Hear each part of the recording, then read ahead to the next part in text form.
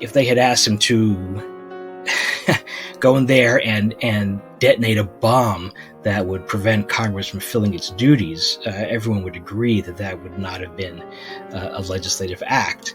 And yet, by the same token, asking Pence to somehow magically rule that electoral votes should be sent back to the states for further investigation was equally outside of the realm of his powers. So I don't think that what Trump and company were trying to get Pence to do should be considered a legislative act and therefore under the protection of the speech or debate clause.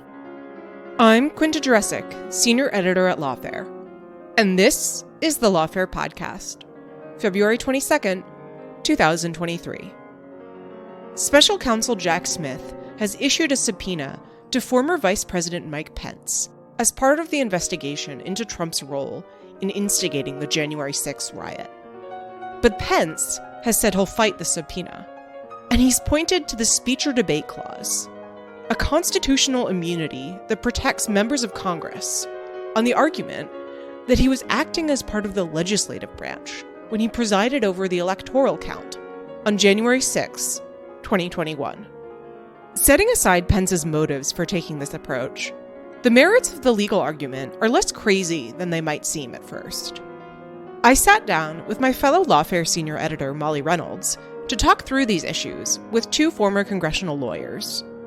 Eric Columbus, who recently served as Special Litigation Counsel in the House Office of General Counsel under Speaker Nancy Pelosi, and Mike Stern, a former senior counsel to the House of Representatives. It's the Lawfare podcast, February 22nd. Can the speech or debate clause shield Mike Pence from a subpoena? Let's just start off with some background. Mike, can you fill us in on what's been happening with Mike Pence recently and, what's the deal with this subpoena that we're talking about today? Well, as I understand it, the special counsel, the grand jury that is working with the special counsel, has issued a subpoena for former Vice President Pence to appear.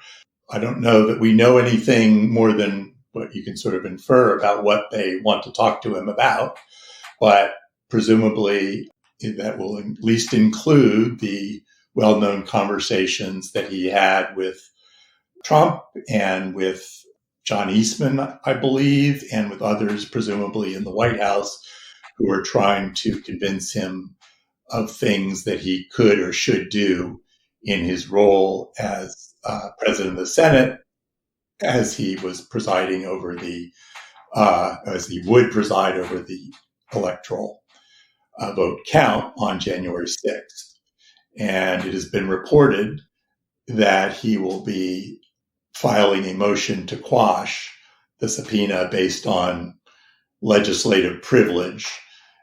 It's a little hard to say exactly how much of what has been reported comes from interpretations of the people who are reporting it and how much has actually been said by Pence or his people officially. But some sort of, he's planning to raise a legislative privilege to the speech or debate clause and presumably and apparently not to raise executive privilege in response to the subpoena. So Pence has raised executive privilege before in a different investigation into January 6th, and this was the January 6th committee's investigation. Eric, would you be able to just give our listeners an overview, just based on the public reporting, about what happened there, the sort of the story of that subpoena and Pence refusing to comply with it? Sure. The January 6th committee, for obvious reasons, was very interested in talking to Mike Pence. I do not know if the committee formally issued a subpoena to him.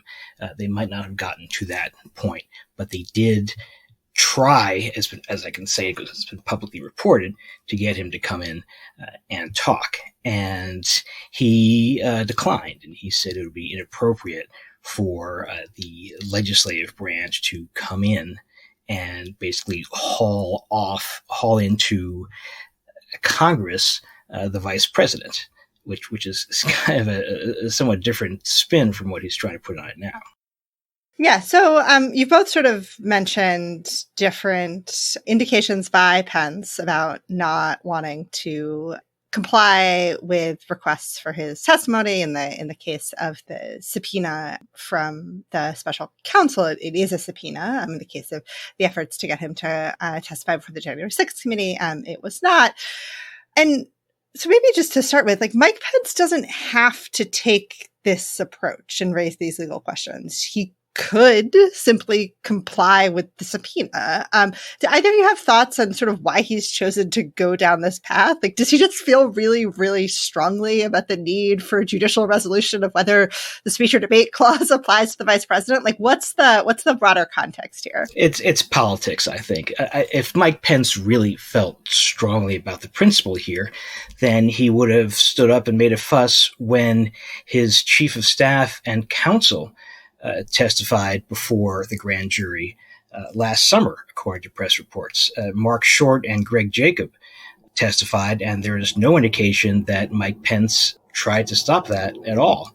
And he certainly didn't go public about it, as he's doing right now. So the principle in the speech or debate clause legislative immunity context is really the same. If the principle is protected, principle with PAL is protected by the speech or debate clause, then his aides are as well, to the extent that they're working with him on the legislative activity that is protected by it. So this is clearly just politics by Pence. He's trying to run against Trump without really running against Trump and trying to walk that tightrope, and God bless him, but it's a very difficult one to walk. Mike, do you have any thoughts here? So I really don't know. I agree. So I agree with Eric that Pence is making a choice to raise this privilege, which there's nothing obligating him to do that, to the extent that he has a speech or debate privilege or something analogous to it. He certainly should be free to waive it. He's not under the rules of the Senate, which arguably could require, if he were a senator, he arguably would have an obligation to get permission from the Senate under some circumstances. I assume that that's not playing any role in his, I don't think that applies, and I'm sure that's not playing any role in his thinking here. So it is politics in some sense, I agree. What exactly his strategy is it because he just doesn't want to testify at all? Does he want to show that he put up a fight?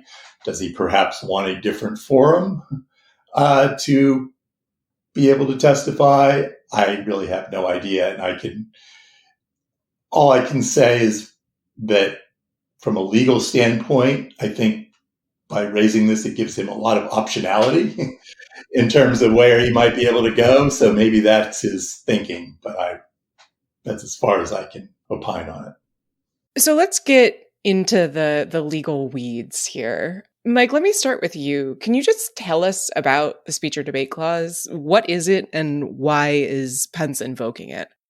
So the speech or debate clause is a provision of the Constitution that basically says for any speech or debate, meaning the senators and representatives, shall not be questioned in any other place.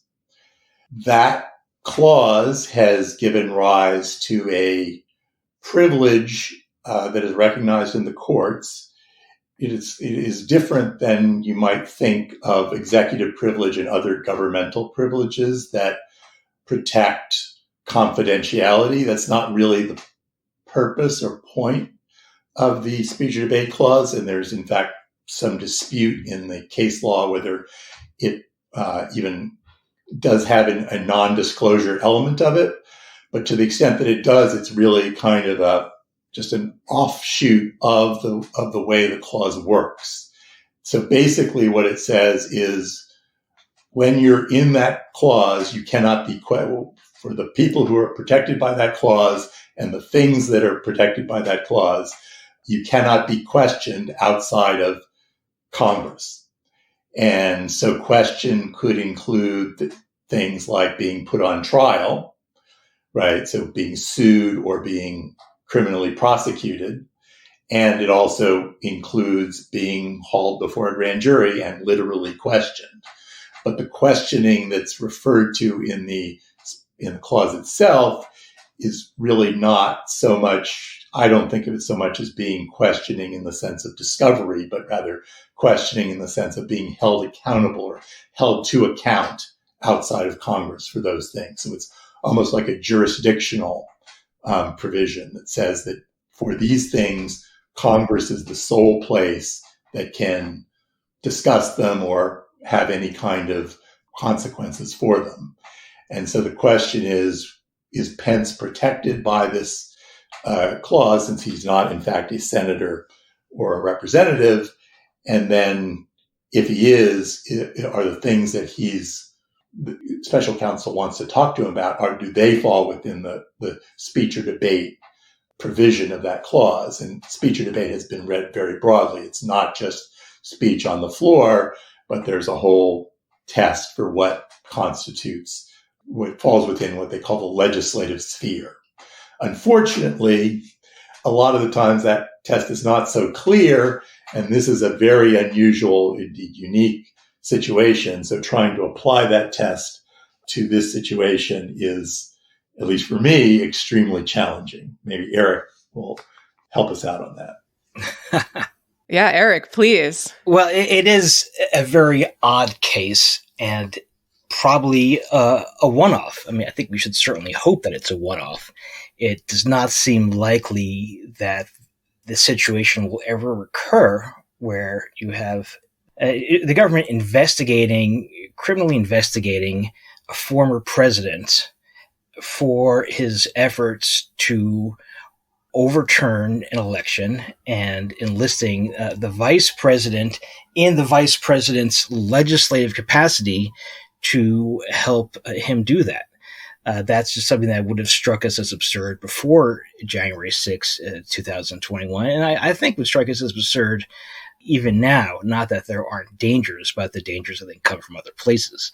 So I think courts will be likely to try to find a way to, if this gets litigated, likely to try to find a way to tiptoe around it without kind of making some huge pronouncements that could affect more kind of run-of-the-mill speech or debate cases. I mean, the old legal axiom, hard cases make bad law.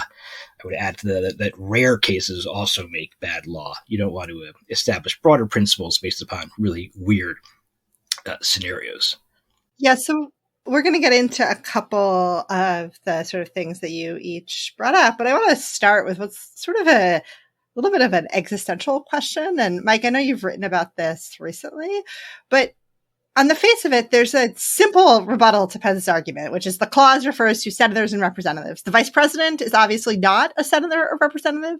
Like, why isn't that the end of the discussion? And how should we think about kind of the history of the vice presidency and its legislative responsibilities, and kind of how does that relate to what we're talking about here? So there's really two aspects of that, right? So one is, what is the vice presidency? And by extension, what are the subjects that the special counsel wants to ask former Vice President Pence about?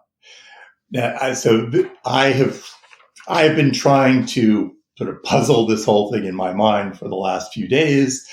And I sort of have a rubric that doesn't get me to an answer, but I think, at least for me, is helpful about how to think about the question.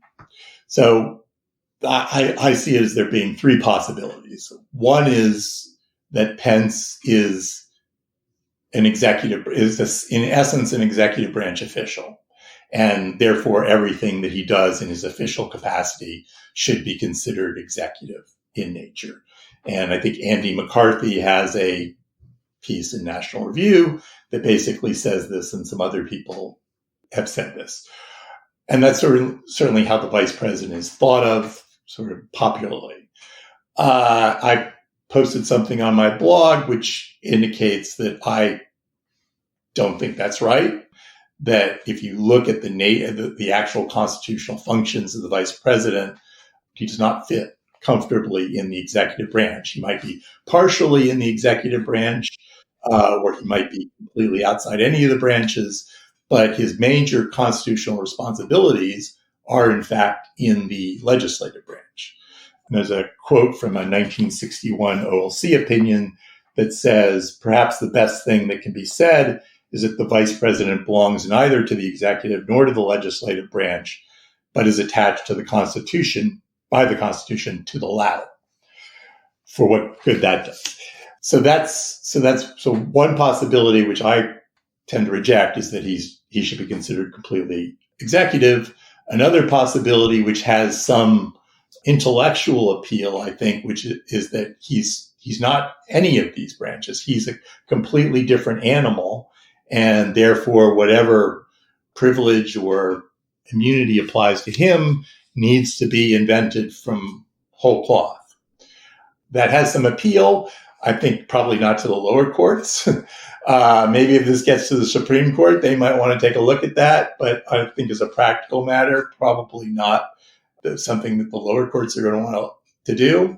And so that leaves the third possibility, which is some of the things he does are executive, some are legislative, and some are neither, such as things that he might do in his political capacity as a candidate as he was actually, after all, a candidate in this election that he's going to be asked about. And my sense is that probably the courts will most likely look at it that way and then want to know what precisely he's going to be asked about. And because it may very well be that some of the things that he's going to be asked about fall within each of those three buckets, it will be difficult to decide this question without actually going on a question by question basis, which would require him to actually go before the grand jury. And then if he objects to a question or he goes out and consults with his lawyer, they will have to take those on a question by question basis to the judge. But that's kind of the way I am thinking about it. But assuming, as I think we should, that a substantial amount of what the grand jury wants to hear about involves specifically his legislative capacity, that is, what he was doing or what he's being asked to do as the president of the Senate, I do think there is a substantial question. It's certainly not anything that has been decided by any court that I'm aware of, although it has been raised. So it's a perfectly reasonable position for him to take with respect to those legislative functions that he is protected by the speech or debate clause. And in fact, both the Senate Legal Counsel and the Department of Justice have argued that the vice president in certain contexts is protected by the speech or debate clause. And it's true that the clause does not, specifically talks about senators and representatives. And obviously, so on a literal basis, you can say it doesn't apply to him. I'll just mention a quote from a Supreme Court case called United States v. Gravel, where the court says it is true that the clause itself mentions only senators and representatives, but prior cases have plainly not taken a literalistic approach in applying the privilege. In that case, they were dealing with staff and whether the privilege could protect staff, and they said that it could. But I think you could make the same argument. Doesn't necessarily mean you're entitled to win, but I think it's a reasonable argument to say that the clause should be construed to include the vice president as well. Yes, I'm very glad that you referenced the Gravel case. So for listeners who aren't familiar, this has to do with Alaska Senator Mike Gravel's decision to read the Pentagon Papers into the congressional record and then get the assistance of a staffer to have them printed as well by a private printer. And this ended up going up to the Supreme Court when there was a grand jury investigation into the whole thing. So it's a delightful little interlude. So Eric, I want to go to you and ask about an argument that I've seen a few people make, which is that Pence wasn't really engaging in a legislative act under the terms of the speech or debate clause on January 6th because his role in overseeing the electoral count was purely ministerial and didn't allow for any actual decision making. And this is actually the substance of Pence's dispute with Trump, that Trump is trying to get him to sort of exercise his own decisions and reject the count. And Pence says, I'm essentially a rubber stamp. And so in this argument, that puts him outside the scope of the clause's immunity. I'm curious what you make of that argument. Well, I think made that argument myself a couple of days ago in a tweet, and I using the podcaster's privilege of not necessarily agreeing with everything that I have ever said, even if it's within the same week. I think it is perhaps a close call. I think there are elements of what the vice president was allowed to do that could have been slightly more than ministerial. For example, in 1960, there were competing slates in the state of Hawaii that were, unlike in 2020, that were offered in good faith. It had to do with outcomes of a recount. It didn't matter, as it turned out, for the election. And so the vice president, who just happened to be the losing presidential candidate, Richard Nixon, decided to count the votes for John Kennedy, and his ruling could have been overturned by the House and the Senate acting collectively. Now, that situation did not present itself in 2020, and there was not really a chance of it presenting itself. So it's hard to say that Pence's role on January 6th was entirely or could not have been within the realm of legislative acts. But at the same time, the issues that Trump and his minions wanted to talk to Pence about were, in my view, outside of the realm of that, because they were basically asking him to do things that he had no capacity to do. Like if they had asked him to go in there and detonate a bomb that would prevent Congress from filling its duties, everyone would agree that that would not have been a legislative act. And yet, by the same token, asking Pence to somehow magically rule that electoral votes should be sent back to the states for further investigation was equally outside of the realm of his powers. So I don't think that what Trump and company were trying to get Pence to do should be considered a legislative act and therefore under the protection of the speech or debate clause. Yeah, so Mike, I'm curious for your thoughts there, both about the sort of ministerial argument and on the broader point that Eric made. Yeah, so the ministerial part of it I am not persuaded by, and Eric gave some of the reasons why. But I'm not sure that even if his role is entirely ministerial, or that is the view. I mean, my personal view, based on the actual Constitution, is that his role is ministerial, and so is the role of the Congress is actually less than ministerial. They're just there to watch.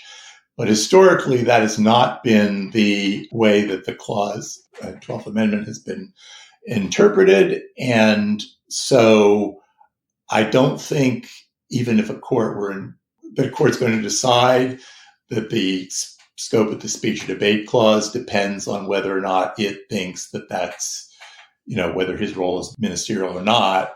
But under the practice of the Congress, the President of the Senate does have a role that is more than just opening the votes, because he presides and he can recognize members from the floor to make objections, and he rules on whether the objections are proper or not.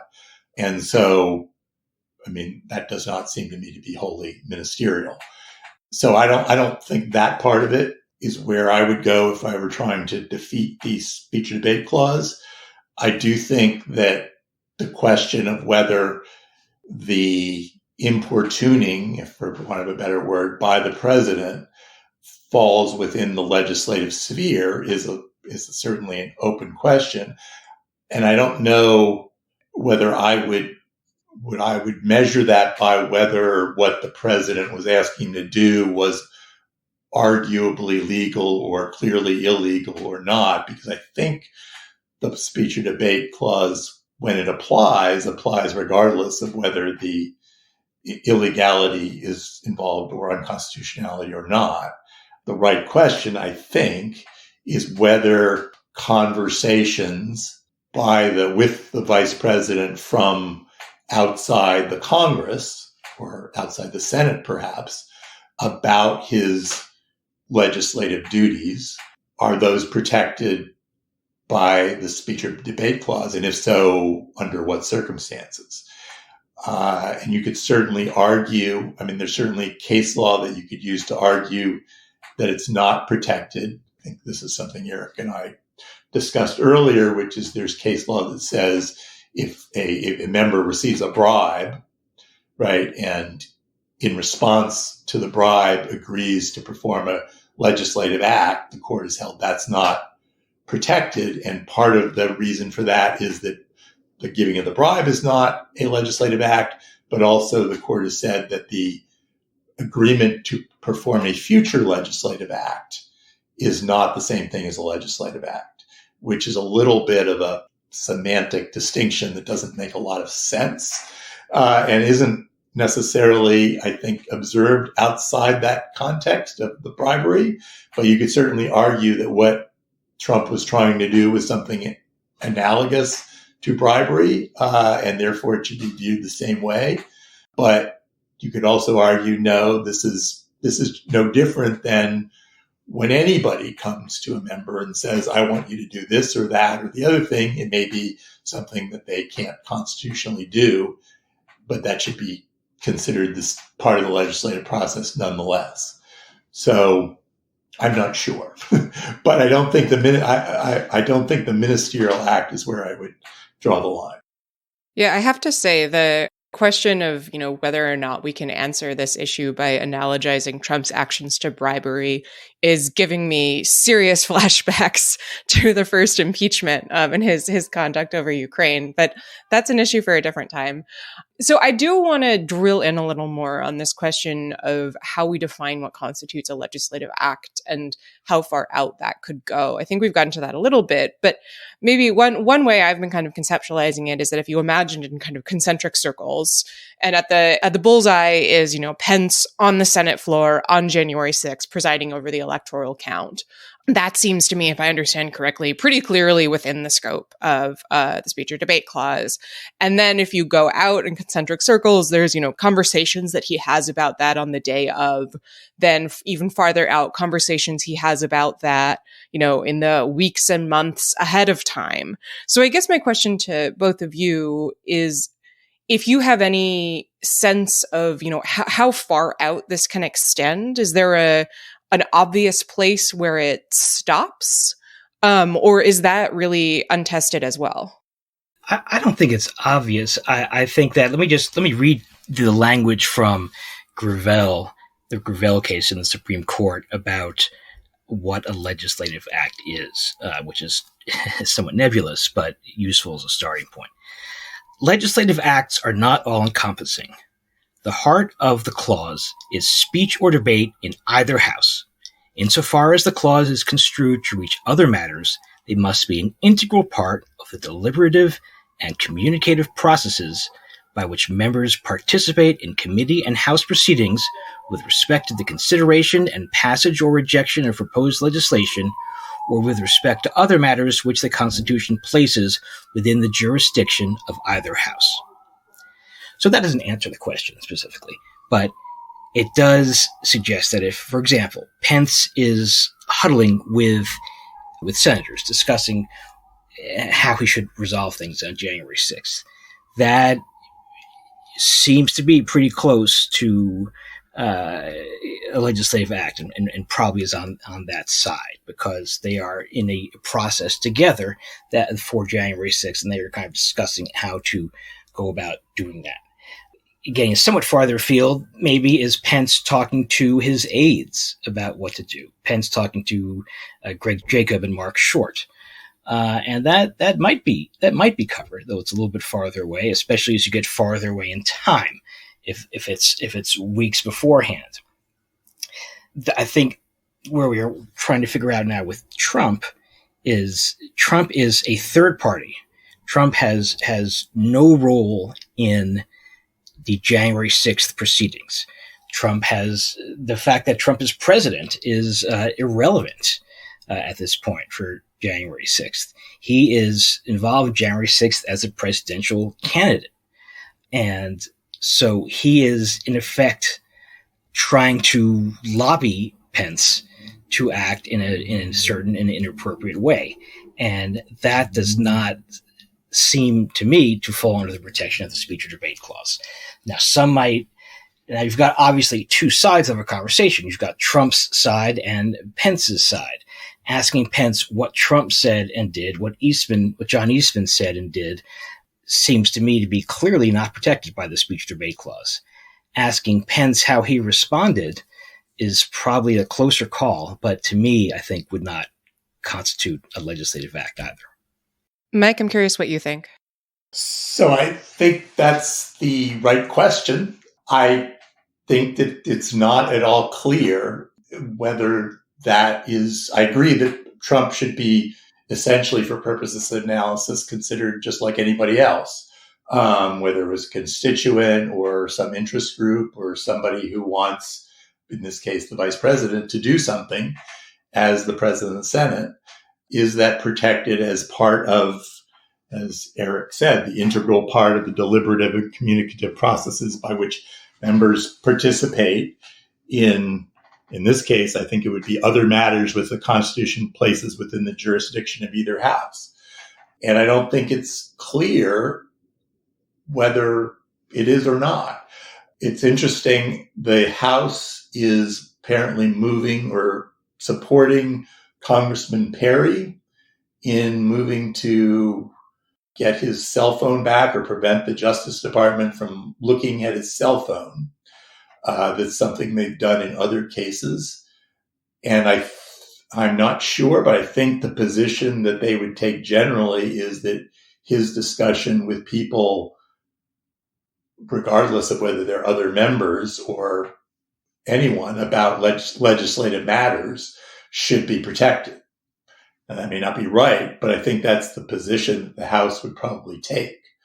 And so there is certainly an argument that when someone, whether it's the president or anyone else, is trying to lobby Pence to do something in his capacity as the president of the Senate, that is within the protection of the privilege. But I don't think it's settled one way or the other. So I want to sort of take us in a slightly different direction here and just say that I think for folks who don't spend all of their time thinking about the United States Congress, so obviously not the four of us, but other people, part of what's a little bit odd about this conversation is that we have Pence arguing on one hand that he was acting as part of the legislative branch and so can't answer questions from the special counsel because he's protected by the speech or debate clause. But then also that he's arguing in a different venue that he's a member of the executive branch and can't answer questions from the January 6th committee and is asserting executive privilege. So sort of that heads I win, tails you lose kind of formulation. So I want to talk a little bit about the difference between the speech or debate clause and executive privilege. And so, for example, we know that executive privilege is not absolute. It has to yield before grand jury investigations, and we've seen that happen with the broader January 6th investigation. Is the same true of the speech or debate immunity? Could the special counsel force Pence to testify even if the speech or debate clause applies? Mike, I don't know if you want to go first. I think no. It is where it applies, it is absolute. So it's not like executive privilege. It's also not a confidentiality privilege. So it doesn't really matter that what he wants to ask him about might be public or Pence might have already talked about it. It's not about protecting, unlike the executive privilege, which is designed specifically to protect confidential communications. The speech or debate clause is not about that. As I said, it's kind of sort of incidental that it provides this non-disclosure privilege. It's really about saying, I am not subject to your jurisdiction on these matters. Yeah, I agree with that. And in the Gravel case, which involved a grand jury, there was no indication by the Supreme Court that the privilege would in any way turned on the fact that their criminal proceedings was involved. And the D.C. Circuit has quashed subpoenas issued to legislators by coming from grand juries investigating their behavior. So that's pretty settled. One could, anything is possible, and one could imagine somehow a court trying to apply a somewhat different role. The vice president is involved, but I don't think that's very likely. So continuing this sort of discussion of the difference between executive privilege and speech or debate, executive privilege can be waived, or the president can decline to invoke it. And we've seen the latter. President Biden took that approach to the January 6th committee's investigation in many cases. Is the same true of speech or debate immunity? Can that be waived? Well, yeah, I think it's an unsettled question as to whether it can be waived in a lawsuit against a congressional entity. But I'd like to hear Mike's view on this, but it seems to me that it certainly can be waived in its testimonial aspects when someone wants to testify before a court. Yeah, it certainly can be waived in the sense that he doesn't have to assert it. And I think he can go and testify, and they're not going to sua sponte prevent him. No one's going to, although sort of ironically, Judge Nichols sort of did that in the case Eric could probably talk about. But I think not. I don't think even in that case that idea would apply here. So he could certainly go and testify. The question whether it can be waived in the sense of forfeiting the right, his ability to assert the right in the future, is, I think that's what Eric is referring to as being unsettled. And I think that's right, but I don't think it's really an issue here yet because he hasn't done anything that would waive it. I think there is a question that, in my mind, whether the Senate could waive the privilege here if it does apply to him. And that might depend in part on what exactly the type of privilege turns out to be, because we're assuming that he's treated exactly like a senator. And I think even in the case of a senator, there's some question about whether the Senate could waive the privilege. But he might not be exactly like a senator. He might be treated more like an officer of the Senate, in which case certainly the Senate could waive it. So I think that is an issue. Just sort of circling back, if I can, to the question about what he did in the January 6th committee, which I guess we don't really know exactly what it was he said. My guess would be he said something like, as the vice president, I am not subject to being called to testify before Congress, right? So not so much exactly executive privilege, but more like something more like absolute immunity, which is another thing that the executive branch has asserted. Historically, neither presidents nor vice presidents have been compelled by Congress to come and testify in any proceedings. There is the position of the executive branch, at least as to former presidents, and I'm guessing probably as to former vice presidents, that would apply to them as well. So my guess is he asserted something like that.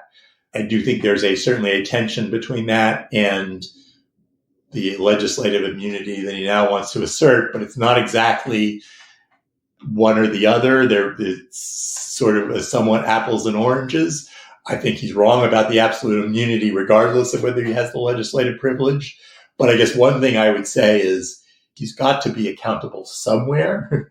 So if he cannot be accountable in court because he has the speech or debate privilege, therefore it must follow, in my opinion, that he's accountable in the Senate, because the speech or debate privilege specifically applies to any other place. And if it's somehow his position is, I don't have to testify before the January 6th committee because that's the House, and I don't have to testify before the grand jury because I'm the president of the Senate, and I don't have to testify before the Senate because I have absolute immunity, there's got to be something wrong there. that one thing I'm sure about. And that's basically, Pence hasn't said it in those words, but he said in September, quoting, he said, quote, "The Congress has no right to my testimony. We have a separation of powers under the Constitution of the United States. It would establish a terrible precedent for Congress to summon a vice president of the United States to speak about deliberations that took place at the White House." So that, he seems to be trying to have it both ways. And, that's not necessarily relevant in terms of how a court would address a specific speech or debate clause challenge that he raises, but judges are humans, and in the back of their mind, they can't help but think that Pence is trying to have it both ways, and that might nudge them against his position. I mean, I think it is relevant. I mean, if his position is, I cannot be questioned about legislative matters in the grand jury, I think the court would certainly want to know from his lawyers, well, can he be questioned somewhere else? Or is he, sort of uniquely immune from being questioned anywhere because he's a vice president who claims he doesn't have to testify before Congress. He doesn't have to testify before the grand jury because it was legislative matters. He's a former vice president, so perhaps he can't be impeached. He's just totally immune from being held accountable or questioned anywhere about this matter of the highest national significance. I think a court is going to have a serious problem with that. But I'm not sure. I think he could plausibly say, well, what I meant to say was the House can't make me testify, but I didn't say that about the Senate. And so one question I have is whether we could just avoid this issue altogether if Special Counsel Jack Smith can craft a set of questions that steers clear of the speech or debate issue. I'm thinking now that the answer may be no, based on what you both previously said about how the borders of what's covered by speech or debate are really ambiguous. But is there any way, in your view, that the special counsel could get around this, or are they just going to have to make the tough decision about whether they want to stick it out and litigate it or just drop the effort to talk to Pence? Yeah, that might depend on what Pence himself is comfortable with. Is Pence's goal to just be seen waving the flag and then be willing to submit to a significant bit of questioning? Or does he want to be seen as resisting this to the last drop of blood and challenging it to the bitter end? Because he can, and his arguments will be stronger or weaker depending upon how Jack Smith chooses, if he does choose to limit the scope of questioning of Pence. But Pence could still challenge it regardless.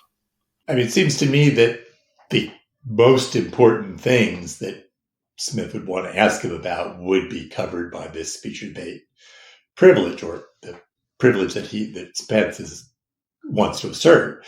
But there are things that he plausibly might want to ask him about that would not be. I mean, presumably Pence was in the White House the entire period from the election to January 6th, but also even before the election, and would have knowledge about things that would not have anything to do necessarily with his status as the president of the Senate, but would have knowledge about the campaign's views of the election and whether there was any evidence of election fraud, and whether Trump or others around him thought there was actual election fraud, and what he might have he may have knowledge about the various cases that were filed. I believe Pence was a plaintiff on some of those cases, or at least it was the campaign that Pence presumably was part of. So you could certainly want to ask him, well, did you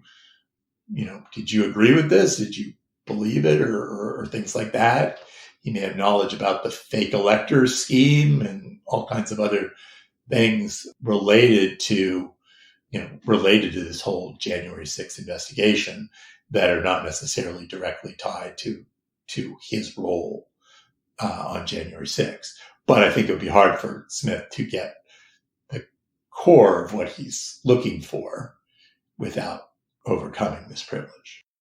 So I want to ask one question that gets at something that, Mike, you alluded to a couple of times in sort of different ways, which has to do with the fact that up until now, the litigation that we've seen involving Congress and the broad set of issues related to January 6th. It's really involved the House. Here, though, we're talking about the Senate. And Mike, you both mentioned the question of, could the Senate choose to waive the speech or debate immunity for Pence? You also mentioned a case where the House is supporting Representative Perry's attempt to get his phone back.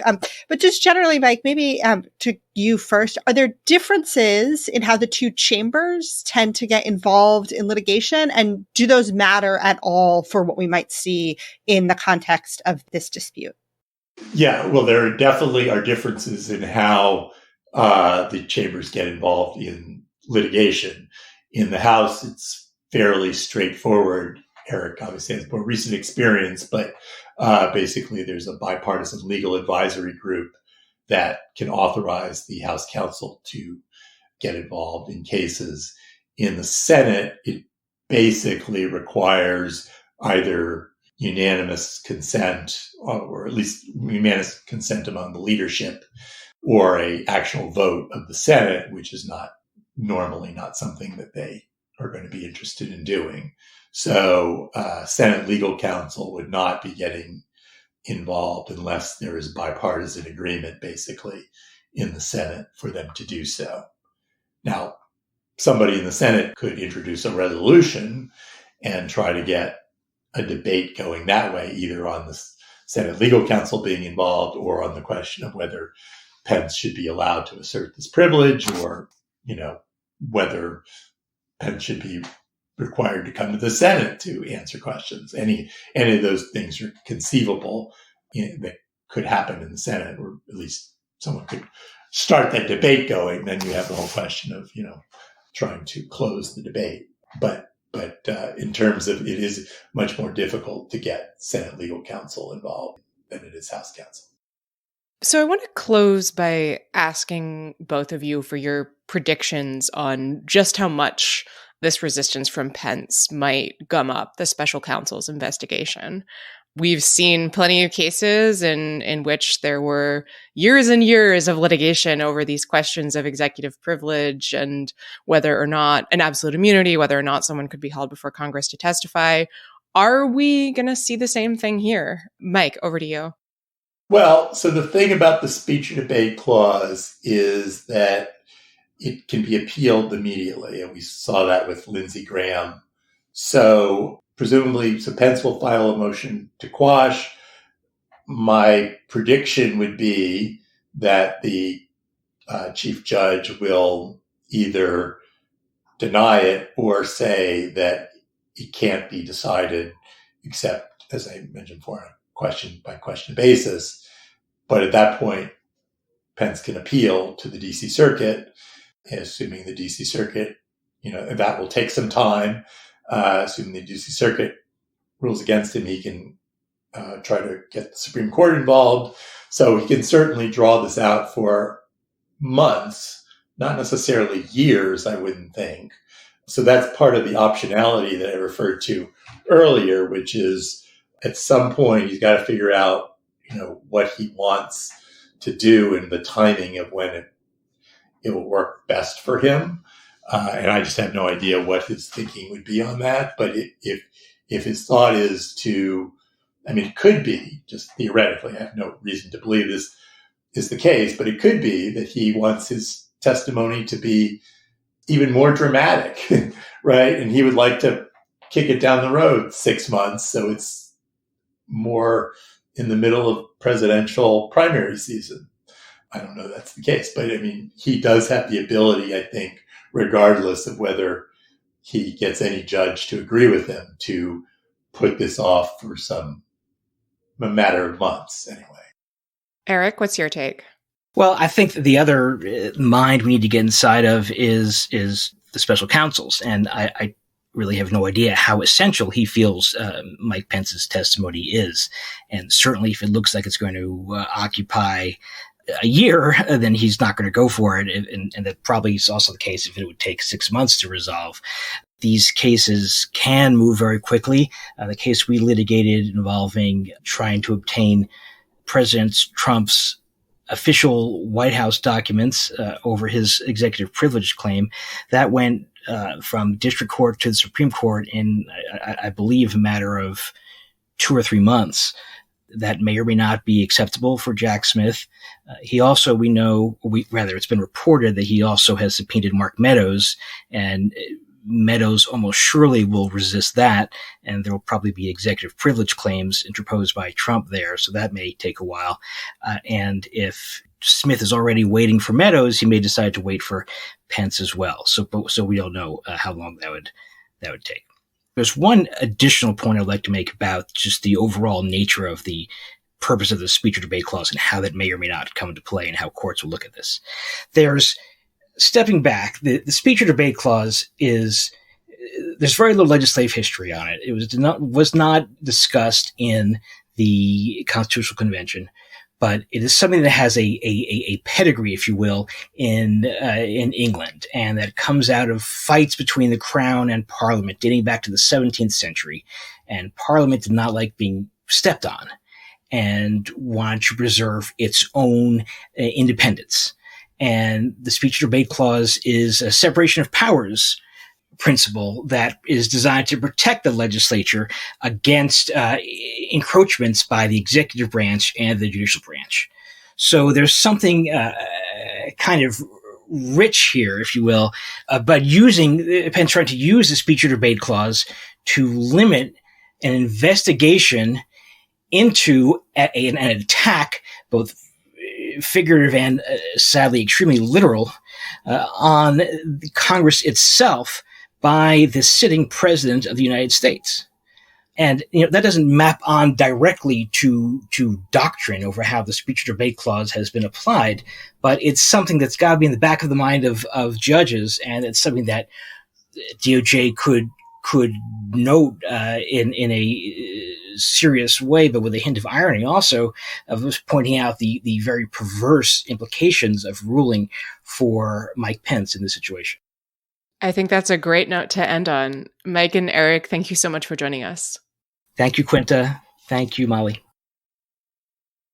The Lawfare podcast is produced in cooperation with the Brookings Institution.